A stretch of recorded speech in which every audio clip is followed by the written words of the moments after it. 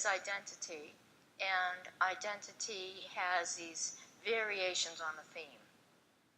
And the variations on the theme become ever more inclusive to the point where ultimately there is a universality of inclusion. Buddhism has put forward that there is no self. And this idea of identity, regardless of what layer or level or scale that we're talking about, one can question if there is that at all. If we look for its location, is it in my toenail? Is it in my hair? Is it in my heart? Is it in my mind? Where is this identity? Where is this self? So if we do that kind of discursive, logical kind of a thing, we will be hard-pressed to find it. And it's a very basic Buddhist, meditative process. And a very wonderful and potentially rigorous logical process with ourselves to help us undo many of the thought forms that we hold on to in our mind. It not only will undo where we're looking for the self, and therefore fears and concerns and all kinds of things around that we might have, but it also will then cascade into other things that we're holding on to or saying are important. Well, look for it. Where is it? Probably doesn't even exist, actually, anywhere but in the fabrications of our mind. So then, what is monad? Monad is substance. Monad is a plane. It's intriguing to wonder why the Tibetan master offered us in all of the books, the monad, a monad, get in touch with your monad, meditate on monad, when ultimately, of course, monad is a plane of substance and there isn't anything singular or identifiable there. But if we really, really try to understand, even conceptually, what monadic substance is, it's non-local. It has no location. Nothing can be localized within it. There's no divisions. There's no demarcations. There's no definitions. There's no lines. There's no dots. There's nothing. It's universality. So we align and that we do all kinds of meditative processes that align us to our monad.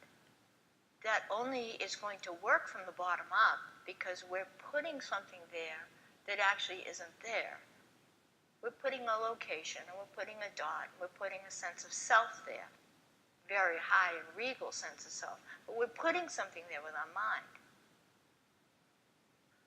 The resonance of what monadic substance, monadic essence actually is, pours down that alignment and eventually undoes the thoughts in our mind that say that it's this or that. And that very process will unto itself undo any limitations or fabrications on, in fact, monad, because the monadic essence will just undo them all.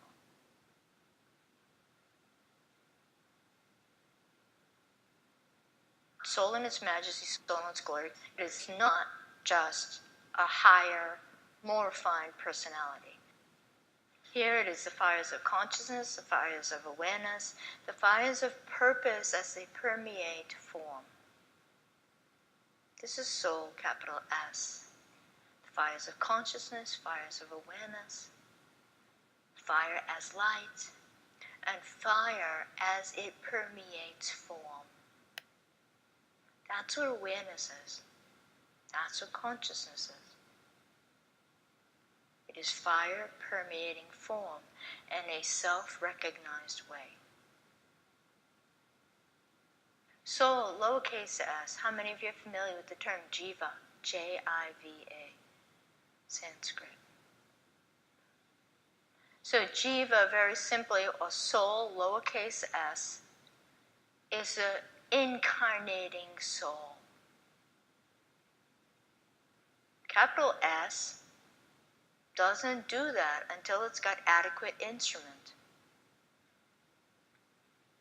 But the incarnating soul is who and what we are. That's all of us sitting here in this room. That would be jiva. So another very simple phrase for jiva is the amount of consciousness of which we are conscious.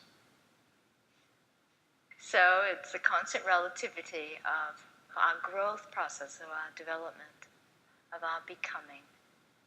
So lowercase s is always in the process of becoming. Uppercase s is always glorious and majestic.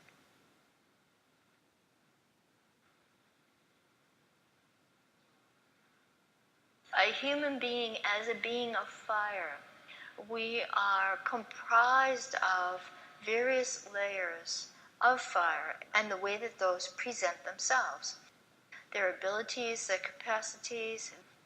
So if we look at, for instance, the solar angel, it is said within occultism that the solar angel gave us the gift of consciousness, conscious self-awareness, that the solar angel is with us until we are self-conscious enough to be conscious. And that usually is somewhere around 4th degree. It is also said with 4th degree that the solar angel is released because the person is now a freed soul. That's the term that the Tibetan uses. And then secondly, that it is at that we have given to us from the Christ, I and my Father are one. That we have a unanimity, that freed soul and monadic essence mirror each other perfectly. The only distinction in them, and there is not a distinction in the experience of this perfect mirroring, the distinction is merely one of grade, if you will. The monad still is completely universal, and the freed soul is not yet quite that. So the Mother, Father essences, Mother, Solar Angel, Father, Monadic Essence, the Mother, Father are both in a sense released from the freed soul at 4th degree, who now has to stand in their own right, so to speak, as a being of fire. It also is the Mother per se. It's the source of consciousness as we recognize it. Solar angels and cosmos bring the 2 to the 3.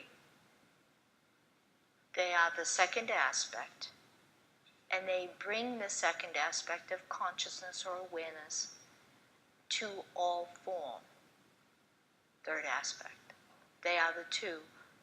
They are bringing the 2 to the 3.